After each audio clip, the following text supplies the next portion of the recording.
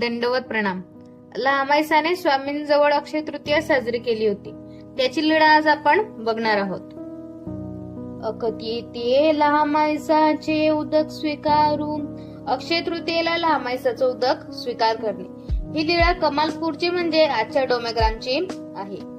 एक दिवस कती झाली. एका दिवशी अक्षय तृतीया आली. लखुबाईसी गोसाविया ते विनविले. लखुबाईस स्वामींना विनंती करू लागली की जिजी मी गोसावियांच्या ठाई एकतीच करीन.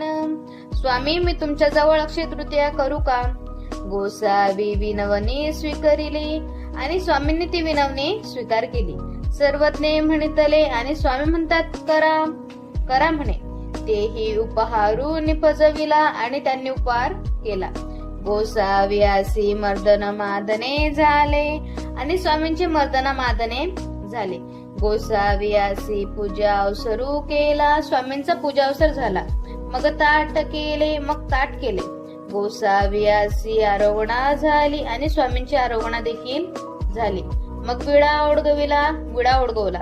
गोसाव्यासी घागर वान ओढगविले. गोसाव्यांना म्हणजे स्वामींना घागरीचं वान ओढगविलं. तेव्हा लहामाईसा दुःख करू लागली आणि तेव्हा लहामाईसा ह्या दुःख करू लागल्या. हे लखुबाईसी सदैव. ही लखुबाईस भाग्याची आहे. तेही गोसावियांच्या ठाई एकतीच कळली.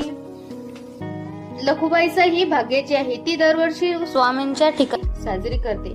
आम्ही निर्दैवी आणि मी निर्दैवी आहे. मला चांगलं नशीब प्राप्त झालेलं नाही असं ती दुःख करू लागली. आमते काहीच नाही आणि माझ्याजवळ काहीच नाही ऐसे दुःख करू लागली आणि असं म्हणत म्हणत ती दुःख करायला लागली. सर्वज्ञ म्हणतले आणि स्वामी म्हणतात बाई एही येतक तिथ्या केली तुम्ही न करा ते काही.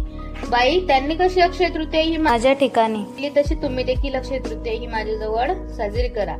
नाजी माते काहीच नाही आणि त्या म्हणतात नाही स्वामी माझ्याजवळ काहीच नाही.